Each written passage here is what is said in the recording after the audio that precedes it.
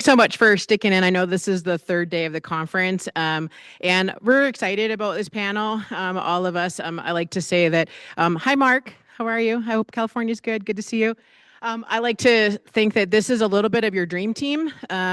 So especially for those of you who work with youth athletics, where a lot of these kinds of people may not be at your resources or within your reach, that's what we really wanted to highlight here. So for me, I like interactive things. I would love to know, we as a panel would love to know how many students are here. And it doesn't matter if you're a PhD student, just how many students are here. Great. Students, any kind of masters, whatever. Wonderful. How many student athletes are here? Wonderful. And how many previous student athletes? We can raise our hand on the panel as well. Yeah, okay. How many healthcare providers that are in mental health in some way, shape, or form? Not psychiatrists. So a lot of mental health care providers. That's awesome. How many athletic trainers are here? Yeah, in the house. In the house. That's what I want to hear. That's what I want to hear. Great. How many psychiatrists, Mark, raise your hand, are in the house? Psychiatrists, two. Okay, and how many psychologists are in the house? Okay, good. So we have a variety of folks. And how many people who are in the mental health market, if you will, that maybe have been inspired? Anyone with products or anything like that, or non-for-profits? Great. Okay. And then coaches, of course. How many coaches we have left? Yeah. Okay, great. So we have a really varied audience, which is really exciting because what this panel's goal is to talk about what best practices are. All of us on this panel have the luxury of working in sports at the highest level. So just so you know who I am, as you can see by my jacket, I work at CU Sports Medicine and Performance Center in Boulder in Folsom Field, otherwise known as the Champion Center. And I'm family medicine and sports medicine. We'll come back to what that means in a little bit. I'm also the director of outreach at our center. I'm a team physician for Team USA, vice chair of the U.S. Figure Skating Sports Medicine and Science Committee, and the alternate team physician for Milan. So I have the luxury of running at a really high level, but I want to have each one of our team members on our panel. Mark, why don't you start and just kind of tell us first of all, like what you do, Mark, and can you tell a little bit about your career path and how you got to work with athletes of this level? Sure thing. Well, hey, everybody. Sorry that I'm not there in person. It was awesome last year. I was able to come a couple days ago. But anyway, just shout out to my friends in the room. So I'm Dr. Mark Allen. I'm a sports psychiatrist. I'm child and adolescent trained and also work with adults and board certified there. Talking to you live from California like a big Wizard of Oz. But the work that I do is primarily I have a private practice, Peak Sports Psychiatry, which is has a national reach in 30 states. And we do consulting work for both professional sports teams, organizations, as well as colleges, but I also see direct care. I see patients. So like, athletes, I really like working with youth athletes based on my child and adolescent background. The way I got into it was not linear. I basically had a career before getting into sport, but I always had a passion for sports medicine. There was no real way to get into sports psychiatry for the longest time until recently. And so what I did is I did a residency in general psychiatry, fellowship in child and adolescent. I had a big boy job and I worked in the field for a while, but I always had this passion. I wanted to go back. And so I ended up doing the International Society for Sports Psychiatry's additional training program. Got some, it's kind of like a self-paced thing. And then I was lucky enough to do the International Olympic Committee's mental health diploma course. And then I found that there was a sort of a fraternity of psychiatrists that were working in this field that were sort of in kind of in the shadows. And so we created a network. And from that, the American Board of Sports Performance Psychiatry was born, which I now have the luxury of chairing. And our entire purpose of that organization is to teach psychiatrists on how to correctly work in sports medicine and to be athlete informed. Because if you don't understand the culture, you're not going to be able to get anywhere. So it's basically a form of cultural competence. So I'm happy to go in a lot of different directions, but I'm very honored to be on this panel with these esteemed colleagues. And so hi to everybody. Thanks, Mark. Go ahead. Is that working for everybody? Perfect. So I'm Dennis Coonan. I'm the manager of the Sports Medicine Center at Children's Hospital Colorado, just right down the way there. I've been an athletic trainer by trade for now 26 years. I am the epitome of it's not the destination, it's the journey. because I've changed lanes a bunch within the profession, high school, club sports, college, professional.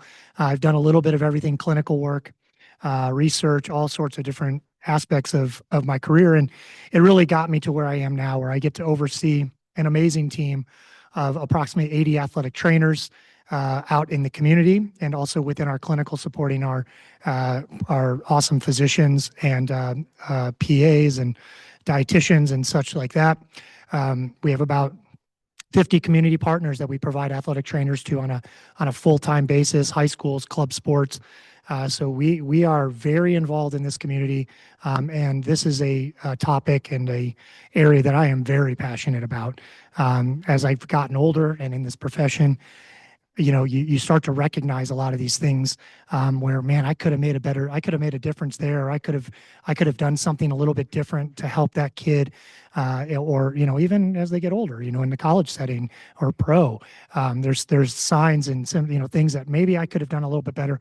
Maybe I could have built a better network of professionals to give these kids a better chance. So something I'm really passionate about now, and really trying to make a difference from the position that I'm in, and getting to collaborate with these awesome people has been great, and love that this conference is even happening.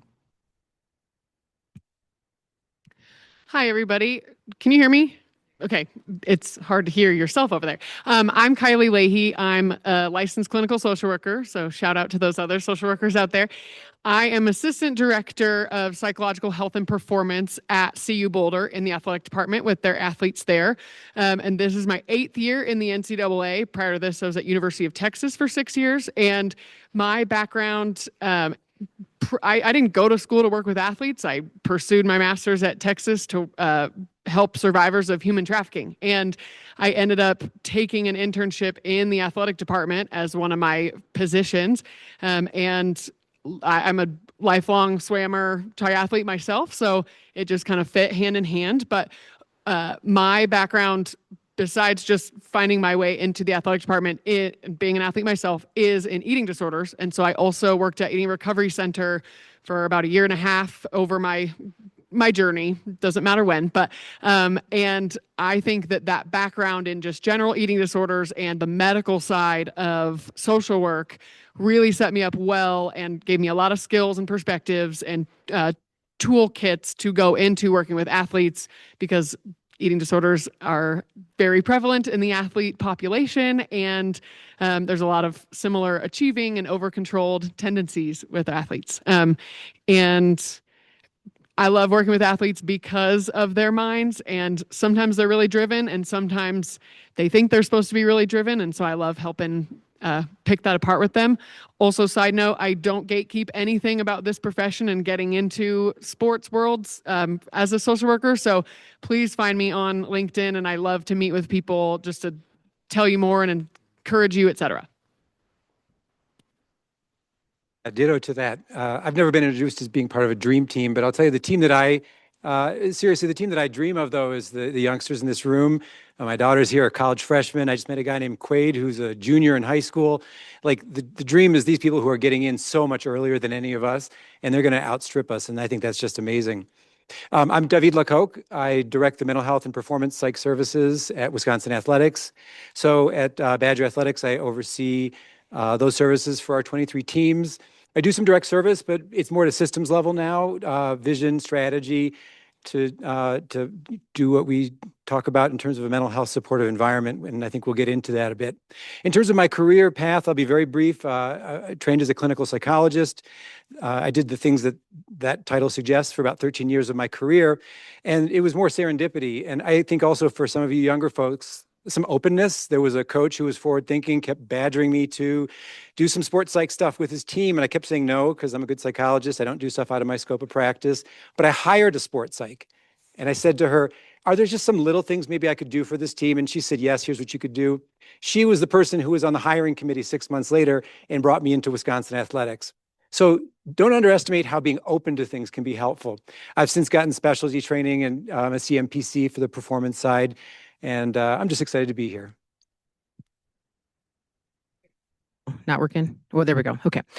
So one of the things that we took out, Mark and I definitely from the last year's conference as the kind of the minority, like we're coming to a conference as physicians, like, and learning from you guys about where is the deficit in all of the stuff that we do. How many in this room, and I'm guessing it's gonna be small, know what a SMAT is? So good, just a couple. Mark will raise his hand as well. Thanks, Mark. And so the SMAT is something that actually is modeled after our concussion work that we did across sports medicine, which is a standardized tool by which at the Olympic level, we do a baseline test on your mental health. So all of those athletes that you're seeing at Milan right now have had a SMAT. So Jess Bartley, who you saw yesterday, we work with her and her team at the USOPC across the nation to deliver that standardized baseline test. But that exists at the collegiate level. There are mental health services that exist. It gets more diluted when we get to youth sports and to high school sports. So a really big goal for this dream team is what I like to say. The best part about my job is it's so not about me. So when I say I'm a primary care sports medicine doctor, that means I'm the conduit. I treat everything from the concussion to the broken toe and everything in between, but I can't do that without these guys, without my athletic trainers. I can't do it without physical therapists. I can't do it without my social workers, and I can't do it without my psychologists. So that's where the dream team comes. So like our goal is to translate, and we use that term very intentionally. How do we translate for you guys that are in and not at these levels that we get the luxury of working at? How do we help to translate what is in the literature, what is medically based that we know is, we call it in medicine, evidence-based, to get down to the grassroots to help people succeed? Because like you heard earlier, 2% of kids are going to get full ride scholarships to play in college. So I'm going to go each person. Can you guys talk about at where you work, translationally, like what are the things that you're doing for mental health that are organized? And then how do we translate that? It's a big question to places that don't have it. So Mark, do you want to start so that we just keep that going? Good. It's a little bit backwards because a lot of times when they get to me, they've already been screened, recognized, and then they needed to see a specialist. So let's talk about the IOC mental health work group. So there was the IOC has best practices that it establishes. It created the sports mental health assessment tool, which is sort of the gold standard of treatment. It's an amalgam of different layers of screening tools in different areas. Be it just straight up sleep, depression, substance abuse, all that kind of stuff. And depending on if you have flagged in any of those areas, it would likely cause you then to be seeing a therapist or whoever to do a deeper dive. And the teams that I work with, it's very integrated. So sports psychiatry is complementary to the resources that a school might already have. So David is going to talk about how Wisconsin is, very integrated with Claudia Reardon, who's a sports psychiatrist and a prolific writer, and it's kind of helped with that IOC mental health work group in creating the SMAT. And so I'm interested to kind of hear what he says. But basically, the best practices are you have time points that are super important. So preseason, postseason, and if there's an injury or a change in a person's life, and that has to somehow be tracked. And so a perfect scenario is that you have an athletic directory that's being monitored by someone like a care coordinator, i.e. likely the embedded clinician, and that everyone on all the teams is screened at the beginning of the season. And then it might just be that's it. Here's the issue, is that there's not really a standard practice across college, all the professional leagues, and the IOC. We're trying to work towards building towards that. The NCAA is trying to do a really good job with its sports medicine guidelines, but within that, there's a mental health guidelines, which is a separate document. It's a hyperlink from the sports medicine handbook. It's 100 pages long, but why isn't it integrated? I provided that feedback to that team. But anyway, once you do it, it's like 20-ish pages long. It tells you what to do, which is to have at the D1 level, you have to have a team clinician. You have to have a method by which you screen mental health symptoms from athletes, as well as a way to actually monitor those throughout the season. And you have to know what to then do with them. You have to have an emergency action plan. There's not a fiscal note attached to it, and there's not really a reporting mechanism either. So these are things that we're working towards. But anyway, my role as a sports psychiatrist, it's unfortunately still very reactive, and so I'm not necessarily involved so much on the front end, unless I was with a team that was being led by a psychiatrist. But in my work with the Los Angeles Dodgers, I'm very complimentary. Like if Dr. Yagi sees something, he'll then either call me and discuss a case, or I'll do a one-off consult. In other areas I've worked, it's similar, but I'll do a lot of like one-off consults. So I'll pause because obviously everybody else has different specialties here.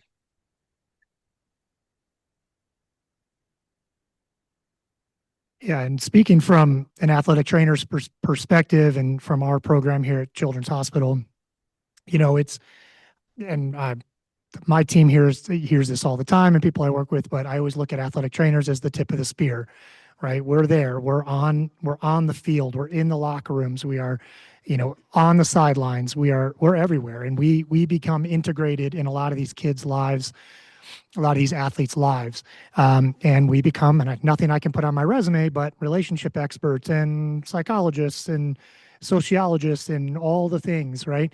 And because of that, and because of the unique position that these athletic trainers sit in, athletic trainers have a very unique perspective and can really pick up when a kid is acting a little bit different or withdrawn or knowing, if you know a kid really well, they tear their ACL. We all know it's not life ending. It's not life, but they do lose a piece of their identity, right? They may not be able to participate in their sport for a year.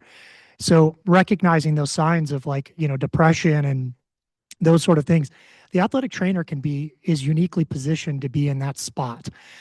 Now, what do you do with that information is very important. We're not therapists, right?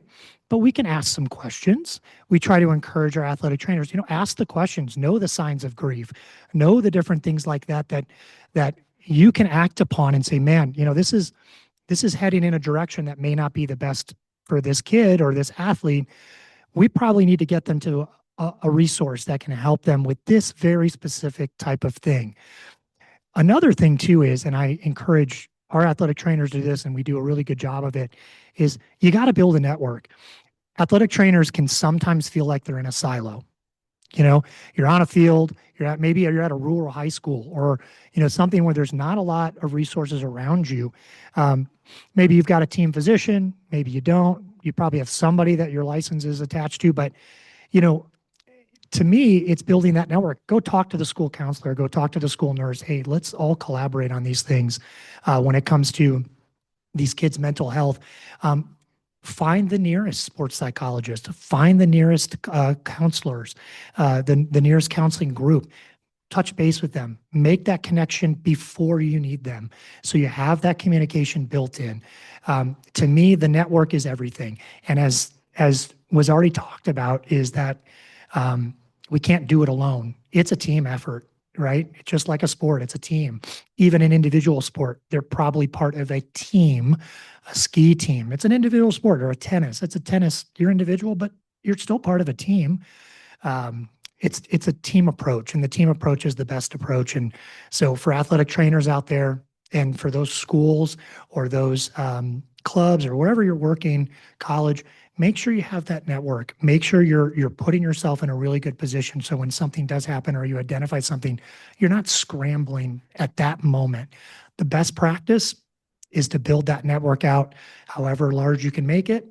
Great. If it's just a couple of people that collaborate, maybe monthly, just to say, hey, just checking in, have you heard anything, you seen anything? All that really, really helps build that mental health awareness and mental health support group for these kids. ATs are the barbers and bartenders of the department. They hear and see everything. So it's really important to have them on the front lines. I mean, it's an amazing job. So thank you all for what you do. Yeah, athletic trainers are the best friends of the therapists in athletic departments, no doubt.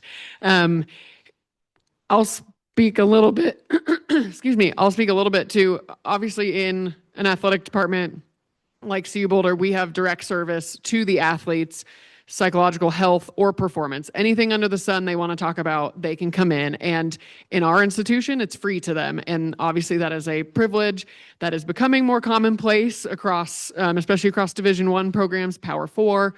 Do we still call it Power 5? Power 4 now, right? And so there's that side of things, making sure these athletes have care in whatever that looks like for them. But something interesting that we've been giving more attention to at CU is our work with teams and our workshops and our the other forms of outreach that we have. So each of us is assigned a few different teams that we work with individually. So I work with football team, cross country, and track teams. And so I attend their practices once a week. I travel with football. I split it with a couple other people for sustainability, but in general, the idea, and we were just talking about this before the panel, actually, it's so important that we are seen so that they don't think we're just scary feelings, analyzers, but that we're normal people too. And I can get just as much out of checking in with a guy at football practice as I can for him to come in for an hour-long session. If he, just a couple quick chats, they've got so much on their plate. So meeting them where they are is crucial. And that's been very supportive, honestly, to helping them know they can come in when they need it, but also just we have seen trends of general mental health improvement from just our presence around. And when it comes to outreach, we offer workshops, and not only are those workshops for the athletes around certain topics, whether that's individually to a team or just for them to come attend. Like I did one on change last year because they're all going through some kind of change, no matter what year, time of season, transition out. But we also invite other support staff to those trainings so that they can come learn how to talk about change or how to help a team, like how they can encourage teammates to help one another. And so we make sure that we are giving other people in our sphere the shared language so that we're all talking about the same thing in a supportive way. Yeah, I'll take my minute here to talk less about what happens in the office, but just a nod to that. You need to have representative staff. You need to be well-staffed, multiple sites so that student athletes can go where they're comfortable, offer telehealth, no cost, all of the things. Care managers are now showing up as positions in athletics departments, and I think of them as the connective tissue so that we don't lose a student athlete who may have missed a couple sessions. At Wisconsin, if that happens, she's going to call you. So these are things that we try to do in the office. But the recent past chief medical officer for the NCAA was asked, in 5 years, what do you want to see across college athletics? And what he said was, we need to better perfect this idea of a mental health supportive culture, because everything else is a distant second. So what do we do on the culture side? Big ideas, and I'll give you a couple of specifics that we do. When I'm asked, how many people do you have on your mental health team? My answer is 200. And I mean it. Those are our coaches and all of our student athlete facing staff. And this is embedded in our policies. You are required at Wisconsin Athletics to have mental health literacy. And so this gets to the next thing. How do you get that mental health literacy? It's got to happen. Because if you had a speeded up video of student athletes, you'd see how many people that they interact with, how many doors they walk through. And so another just simple big idea for me is, if you have a mental health need, there should be no wrong person and no wrong door. Anywhere you go, there should be somebody who asks twice, how you doing? Because the first one doesn't count. The second one is, how are you really doing? And we've actually saved a couple lives this way, I'm certain of it. And we've certainly got a lot of people into care because we have academic advisors who are doing this. So mental health first aid training, we've got 100 of our student athlete facing staff and at least one coach from every sport trained. That's fantastic. Beyond that, we also make sure that we equip coaches so that at their kickoff meetings with teams, they have a one-liner, just a one-liner, but something along the lines of, hey, and while we're out there competing and working our butts off, I want you to know that I care about you as a whole person. We have mental health services. They're great. And I want you to use them if you need them. That was 3 sentences, but they've got time to say that. And when they say that, student athletes pay attention. We've got QR codes with our, with our department name, and it's on every single academic advisor's office desk. These are just small things, again, but it's an environment. There are free services out there that you can bring in. Wisconsin Athletics has brought in Kevin Love Fund. I know Helinski's Hope does amazing things, and I think it's for free of charge. So these are things that you can bring in.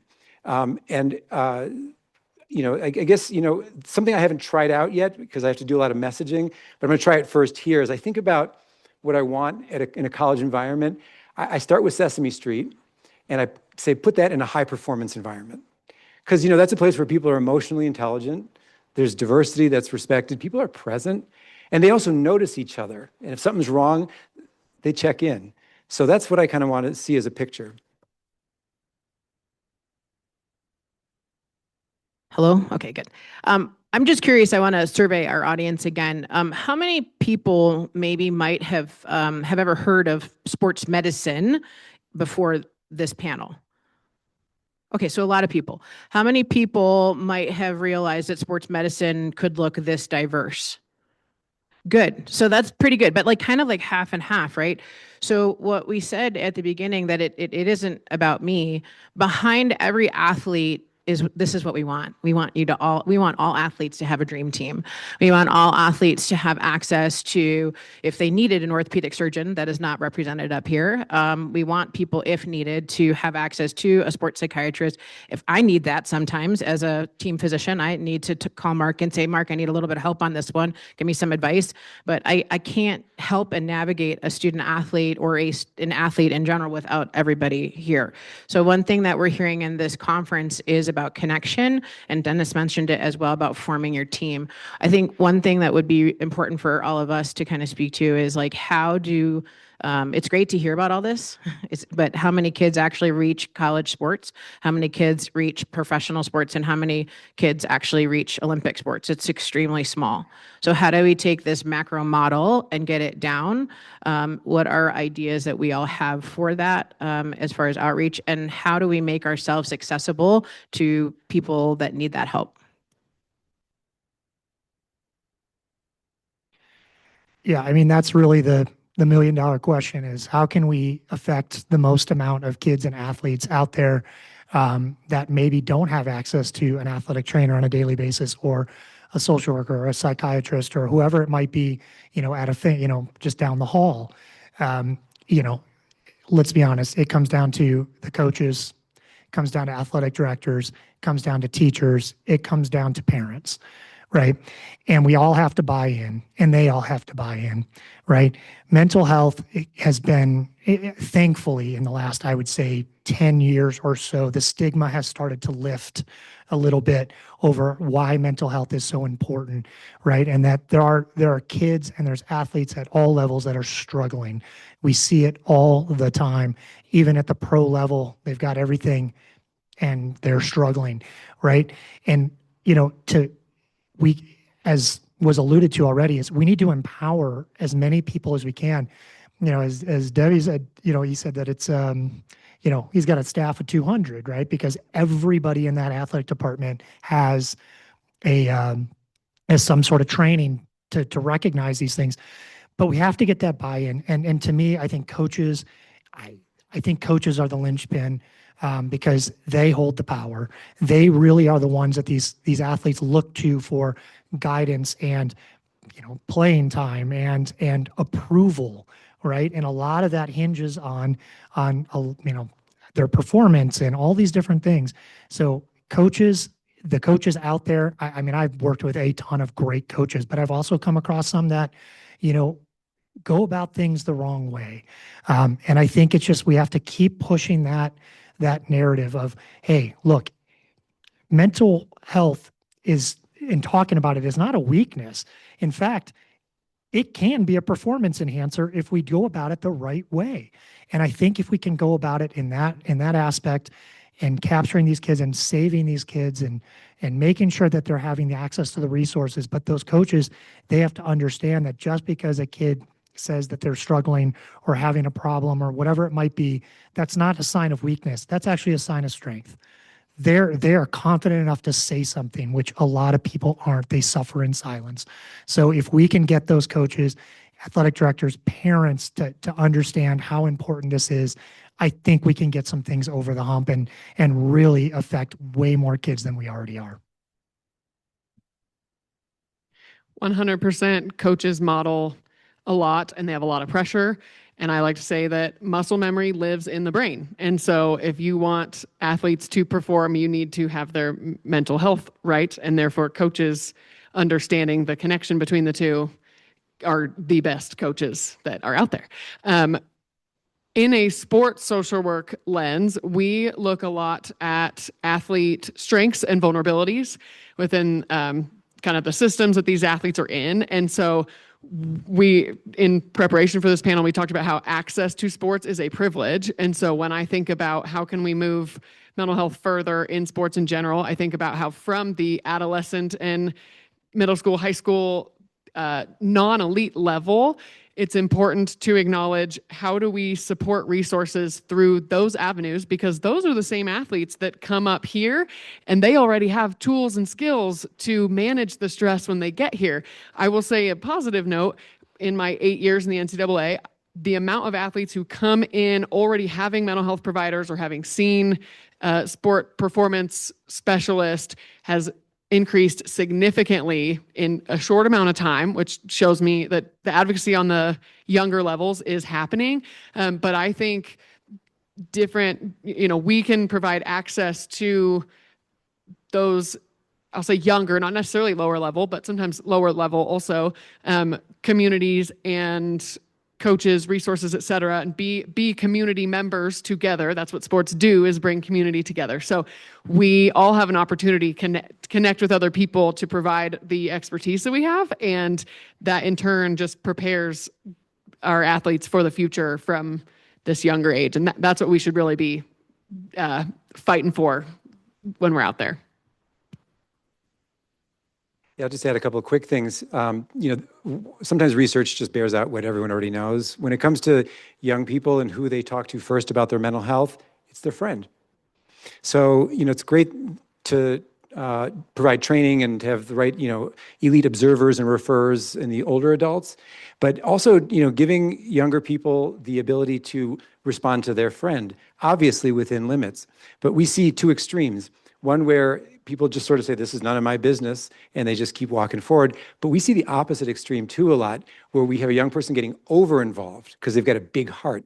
And so equipping them with basic skills for listening and saying, I'm out of my depth now, and I'm going to, let's call that number and get you in touch with those folks.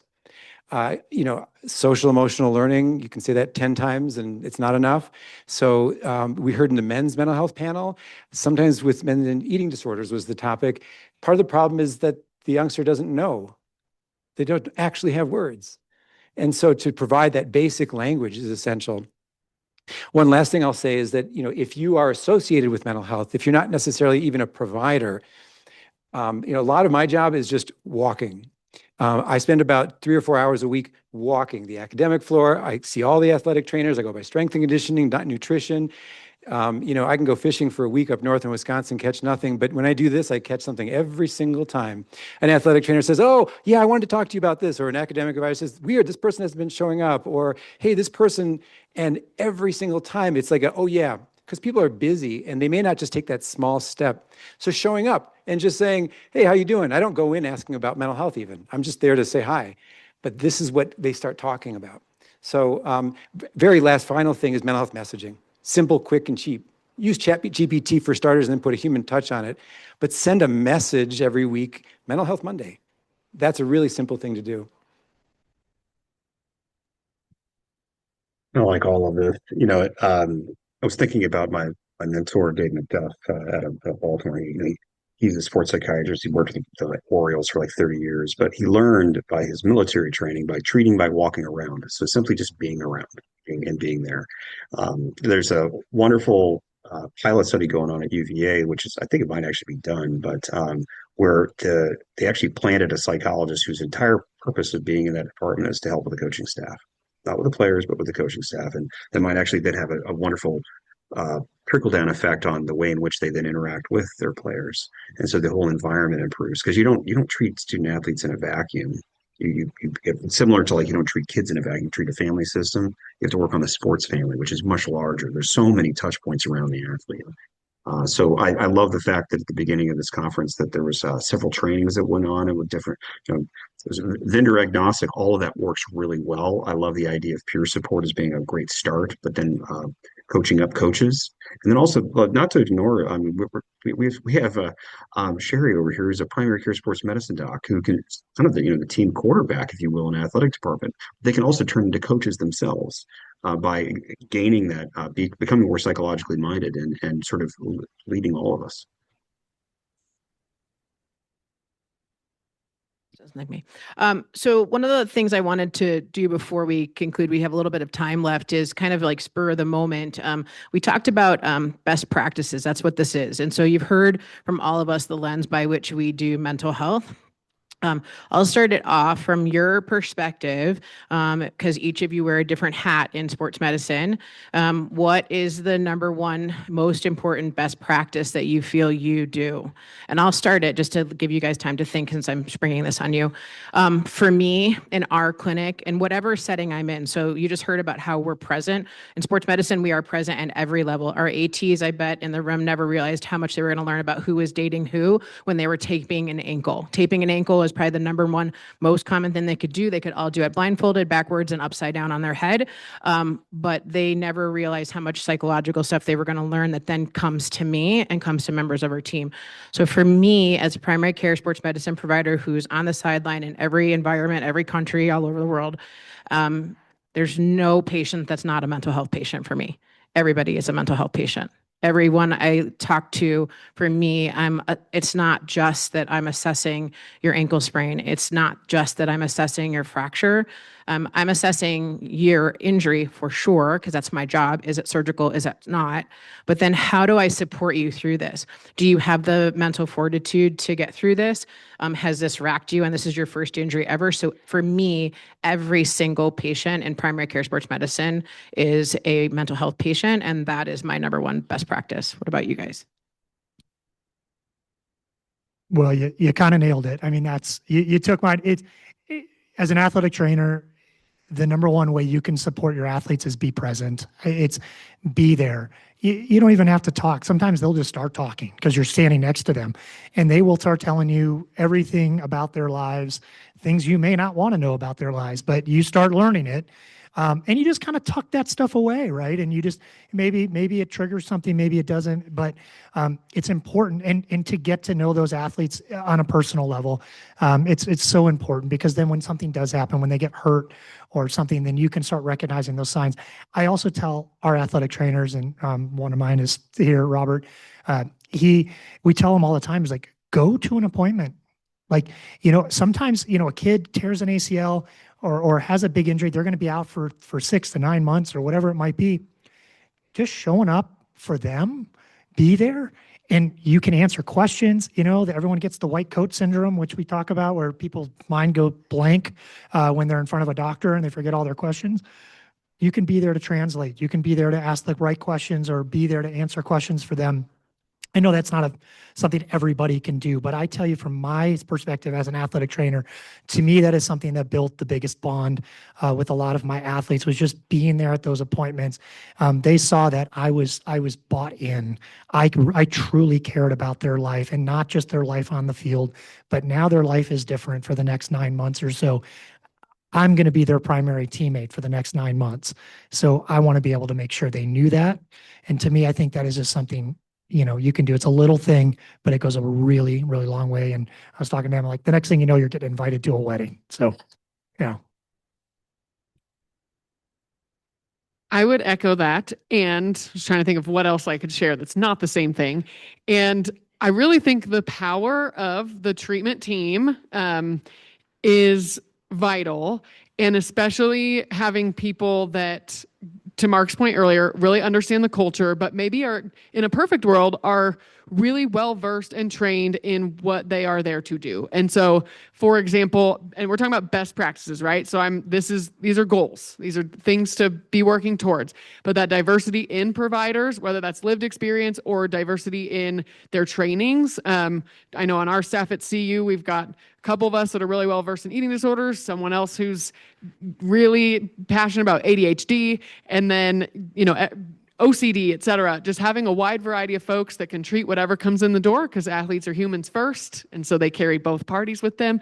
But then when it comes to doctors, dietitians, trainers, just having people that are, even if they're not yet well versed in certain things, people that are open to learning and have that opportunity for education across the board of whatever's going to improve athlete lives. But I think the treatment team is essential, and even on the adolescent level, just having your own personal network of people that you can call to answer the occasional question when you are having to be the therapist and the athletic trainer and maybe the glorified doctor in the moment, then that can carry you so far.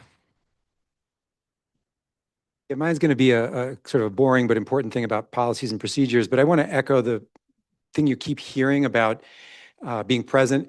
But I want to put a different frame on it, which is that this is about equity and inclusion as much as it is about anything else. On our football team, these are guys who it's the most represented. It's a team that has the most Black young men on that team. We've got guys who come from small towns in Wisconsin. There are identities that can pose barriers that make all the sense in the world because of their experiences with healthcare. As soon as we put one of our providers in that team, we quadrupled the number of those guys who came in our office. So it's an equity and inclusion issue to show up. The boring but important point I wanted to make has to do with, what coaches kind of say, what's the next action? Because I think a lot of good work occurs in a moment, but for staff to be really skillful about, so what is the next action? Okay, this has happened. Who do I communicate this to? And then whose job is it to communicate to that other person?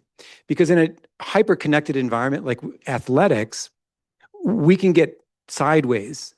Everyone's communicating maybe too much with too many people, and the telephone game happens. And so I actually have an hour workshop that I give on routine mental health communication, because the belief is that it's simple, but the fact is that's 98% of what we do. And so understanding your role, understanding the chain of communication.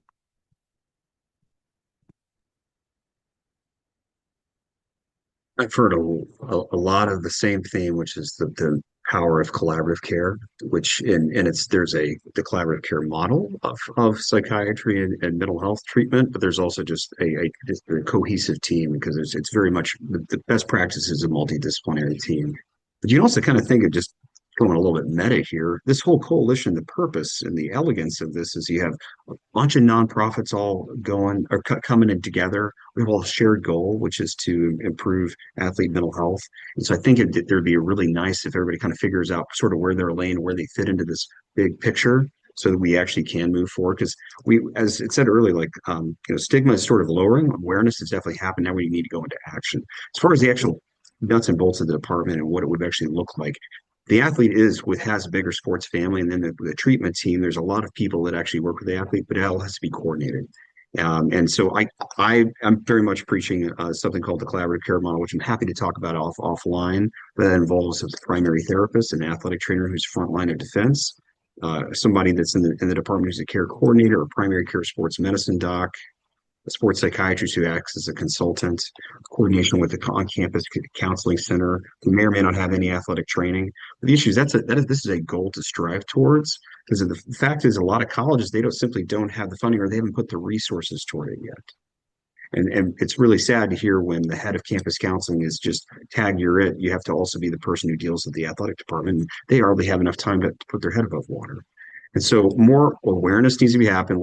Like we're talking about right now in Colorado, we're putting forth a mental health education bill, which is just a stepstone with the other states that have done it in the country, going towards more of a federal bill. So I think part of my job is what I do is really that education piece, but also helping move policy forward so that like stuff can happen. But there's a micro level and there's a macro level. So thank you. Okay, so we just told you what our gold standards or best practices are, and what we would love and what we try to model. In the last 2 minutes of this is high pressure, guys, but we can do this because we're in sports and we love pressure. I'm going to tell you a real life case, and I want to hear each of you on the panel tell me, once I present this case, how you're going to pick up the football and run with it, okay? So I get a call from my orthopedic surgery colleague that is in Denver, and one of my athletes on one of my high school teams, are going to stay with U Sports, tears her ACL, first time track athlete. She sends her to me because she's still in rehab, but she's picking up some signs and she's like, I don't know what's wrong here, Sherry, but I need you to see this athlete. So the athlete presents to the office. She has an ACL tear. She's a discus thrower. So there's a morphology that I hopefully just created in your mind of what she looks like. And as I dig deeper into it, she tells me that her brother told her she's going to be inactive for the next year and she shouldn't eat power bars anymore. And now she has descended into full-blown disordered eating that she doesn't know is there. And she's depressed. And here's for you, Mark. She has started to have suicidal ideation. And she has periods of time at night that she can't turn her brain off. Okay, first appointment, I'm calling the athletic trainer that is at her high school, who was our athletic trainer, to find out whatever he's going to say about how he handles it. And then I'm also ordering the MRI. I'm getting in contact with my orthopedic surgeon again to make sure that everything is okay. And I am assembling my team. Okay, high pressure, go. What do you do as the athletic trainer? First thing I'm doing is calling this athlete and to make sure, just to check in, just a cursory check in, see how they're doing, see what's going on. Nothing really pressure, just to say, hey, I'm here. Do you have any questions about your rehab? I've done this, make sure they know like what the process is going to be. Listen, I've done this a lot of times. Like a lot of athletes go through this. We can work through this. And just because you're rehabbing doesn't mean we don't stop working on performance. There's a lot of things that we can do to make you better coming out of this rehab than you did going into this rehab. And then I would immediately make sure that she has an appointment or has connected. I would probably check back with the team physician and say, hey, does she have an appointment with either, psych and potentially a sports dietitian to make sure that we're addressing all those needs. And then I would probably hand it off to those experts. And maybe I'm contracted with the whole school district as someone they would call in for a higher level of, this wouldn't be high level of care, but for a higher needs case that maybe they would consult with someone, put some resources towards that. And if not, maybe I know the athletic trainer through the community and maybe this is a population that I work with and we've done this together a lot. And so immediately I'm going to assess the suicidality and where that's at, and then get a grip on the eating disorder behavior and start to do some work from time number one. I'm also going to have them sign a release to talk with parents in all of this, especially with working with youth athletes, and loop in parents, and parent education can be really important, which we didn't end up talking about today, but parents are really essential with youth athletes, can make a big impact. And really just do the normal way I would treat a teen from there, especially around the grief of an injury and making sense of their identity as an athlete, but what that looks like without sport for that time period too. Well, so much has already been said that I would have said, so I'll just add a couple quick things. One is just to start with the recognition that all of these symptoms started with a trauma. And so recognizing that trauma-informed concepts that are really simple to put into action. First is trust, and that can show up in a few ways. One is I want her to trust that the folks who are there to take care of her are going to show up. The other is empowerment. Want to make sure that she understands that there are things that are going to be important to do, but she can do them a bit on her time. She can do them a bit in her way, and that's where the collaboration comes in. It's for us to do together, because it's no good if she's sitting in a therapist's office having been forced to get there. Well, my work is done here. You'll nail the case. From all I would really add is just you have to do a safety assessment. I would want also everyone to just sort of slow down, take a deep breath, recognize that we can absolutely handle this together as a team. You would want to engage the parents. So thank you, Kylie, for mentioning that, because you're definitely your best weapon against disordered eating at this age. And we also want to talk about how that developed. It's a blameless illness, and it's really unhelpful to talk about it in the current state. Acknowledging that there was also a physical injury that's kind of driving it, but we just now need to work towards stability. And if that means admitting to an eating disorder program, so be it. But hopefully at that program, there's an athlete-informed element, of which I know that there's at least someone in the audience from Athlete Edge. So that's some opportunity there. But yeah, we just definitely stay in the background. And we notice I did never mention medication because that's irrelevant right now. That might be something down the line, but I would be definitely helping with the system. apologize for going over, but I did want you to see how we worked together through a case. The end story is that she did really well, and I did need every single person that's sitting up here. And she ended up being a poultry major at CSU and is a rock star lady and has a narrative voice about her eating disorder that I use in my talks because it's so good. Thank you for your time.